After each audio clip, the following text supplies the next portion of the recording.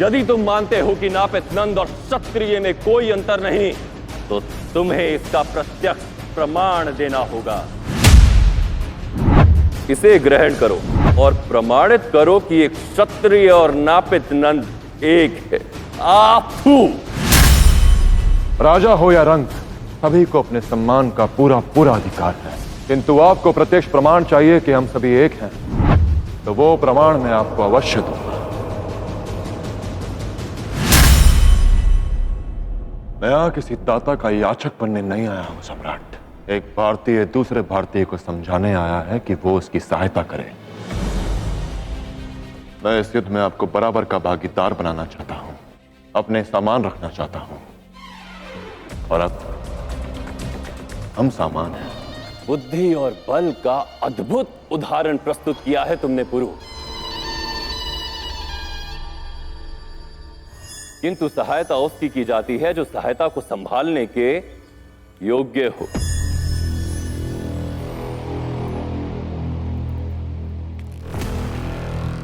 यदि तुम चाहते हो कि मेरी सेना तुम्हारे पक्ष से युद्ध करे, तो तुम्हें यह सिद्ध करना होगा कि तुम अलेक्जेंडर को हराने के योग्य हो।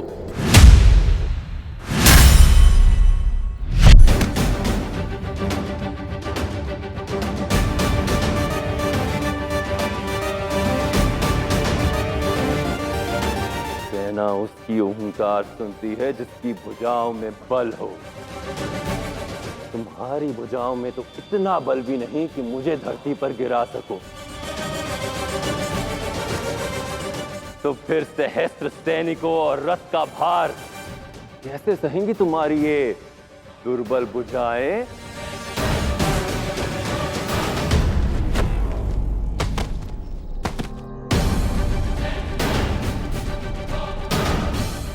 युद्ध सेना से नहीं, सोच से लड़ा जाता है सम्राट।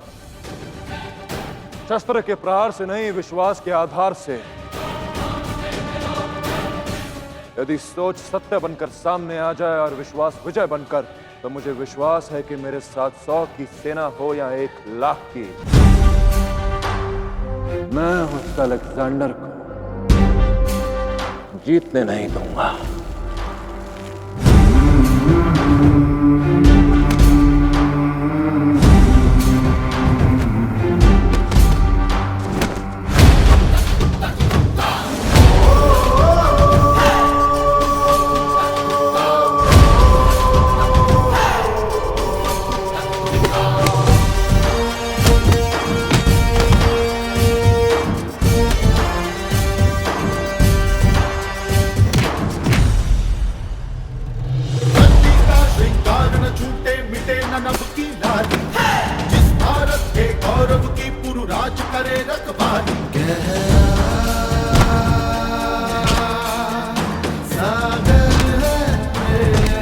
मगध सम्राट धनानंद इतनी आसानी से पराजय स्वीकार नहीं करेगा और गुरु मगध के सहयोग के लिए किसी भी मूल्य पर जीतेगा।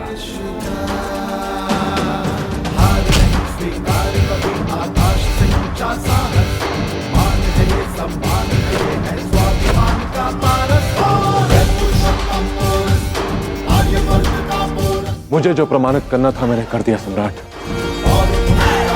अब निर्णय आपका है।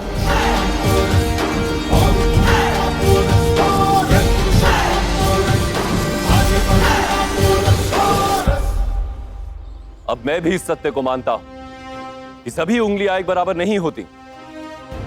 भले ही तुम क्षत्रिय हो, किंतु तुम भिन्न हो, तुम्हारे विचार भिन्न हैं। मैं तुम्हारी इस बात से भी एक मत हूं कि मनुष्य के विचार और विश्वास ही उसके समक्ष आते हैं। तुम्हारे विश्वास की जीत हुई और अलेक्जेंडर के विरुद्ध इस युद्ध में मगध पौरव राष्ट्र के साथ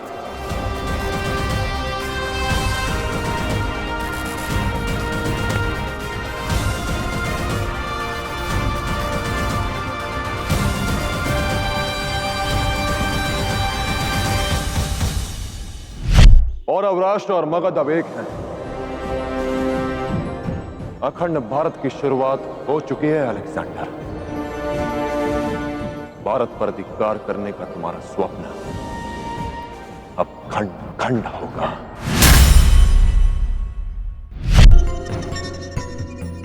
न जाने क्यों मन इतना अशांत सा है। कहीं कुछ अशुभ तो नहीं। नहीं, तुम बस सुरक्षित लौटना पुरु।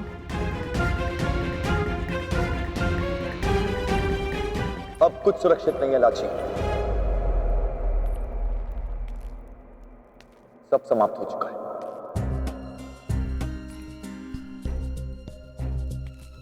हाँ लाची, अलेक्जेंडर को यह सूचना प्राप्त हो चुकी है कि यहां पौरव राष्ट्र में इस समय कोई नहीं है और इसी अवसर का लाभ उठाने के लिए वो शीघ्र ही यहां आक्रमण करने वाला है।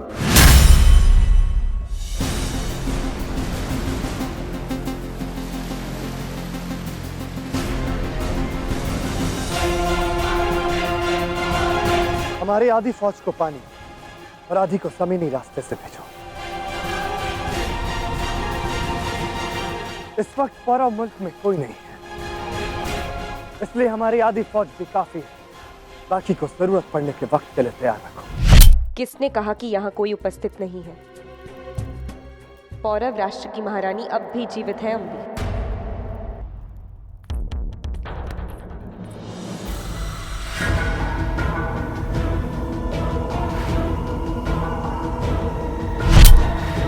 तुम्हें इस संदर्भ में चिंतित होने की कोई आवश्यकता नहीं है। मैं हूं ना, मेरे रहते तुम पर कोई संकट नहीं आएगा। पुरु रहे ना रहे, मैं सदा तुम्हारे साथ रहूंगा। दूर रहो अम्बी कुमार। पुरु 10 लोक में पला पड़ा और मैं सदा से राजकुमार रहा, और अब अलेक्जेंडर की कृपा से तक्षशिला के साथ साथ पौरव राष्ट्र का भी राजा बन जाऊंगा मैं। हम दोनों एक साथ एक नया जीवन आरंभ करेंगे। मैंने सदा तुमसे प्रेम किया लाची, किंतु ये बात बताने का साहस नहीं जुटा पाया। किंतु अब देखो, मेरे प्रेम को स्वीकार करो लाची। मैं तुम्हें तक्षशिला ले जाऊंगा और अलेक्जेंडर के साथ कोई संधि कर लूंगा, ताकि तुम्हें फिर कभी युद्ध और रक्त के मध्य अपने जीवन न जीना पड़े। मति भ्रष्ट हो गई है क्या तुम्हारी अम्बी कुमार? होश में तो हो।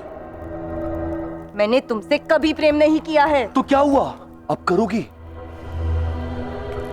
मेरे और तुम्हारे बीच में बाधा पुरु है ना, तो एक बार वो पुरु समाप्त हो जाए, फिर तो तुम मुझसे प्रेम कर सकती हो। बस अम्बी कुमार, सावधान। पुरु के विरुद्ध एक और शब्द भी बोला तो परिणाम उचित नहीं होगा।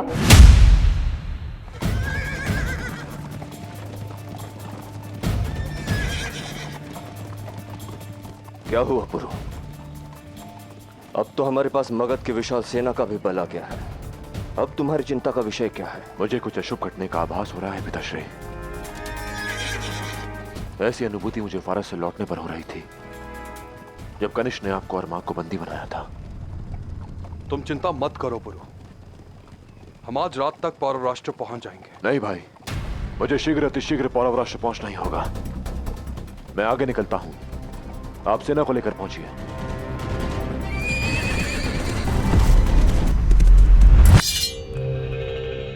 अच्छा, तो अब तुम मुझे बल दिखाओगी।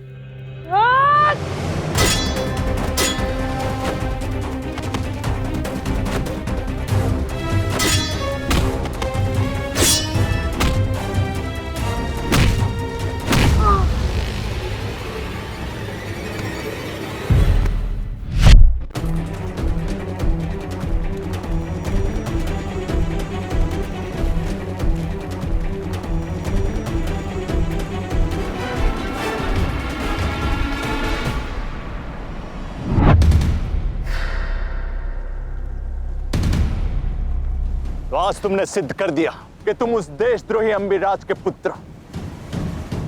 तुम तक्षशिला वाले देशद्रोही हो, हमेशा कायरों की तरफ पीछे से वार करते हो।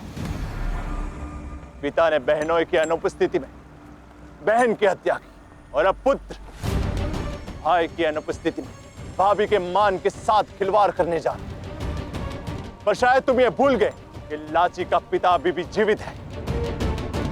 मेरे मार्ग से हट जाओ दस्युराज। बुढ़ापा शांति से काटना है तो लौट जाओ यहाँ से, और 10 लोक में जाकर अपने बेटी के दूसरे विवाह का उत्सव मनाओ। अलेक्जेंडर यहाँ किसी भी क्षण आता ही होगा, और इस बार तुम्हें वो पुरु बचाने नहीं आ पाएगा।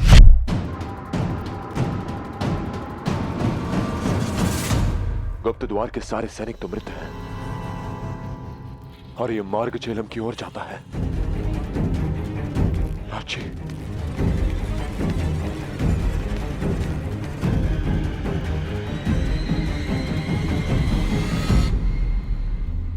मामीश्री, मामीश्री, मामीश्री, ये सब कैसे हुआ? मामीश्री,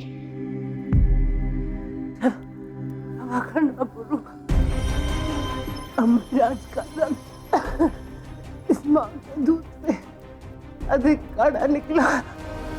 क्या? हाँ, ये सब हम भी नहीं किया। मुझे लाठी चाहिए। मैं उसे अपना बनाना चाहता हूँ माँ, और ऐसा करने के लिए मैं कोई भी मूल्य चुकाऊंगा। नहीं, यदि आज तुम इसे यहाँ से लेके जाना चाहते हो तो तुम्हें अपनी माँ को मारकर जाना होगा।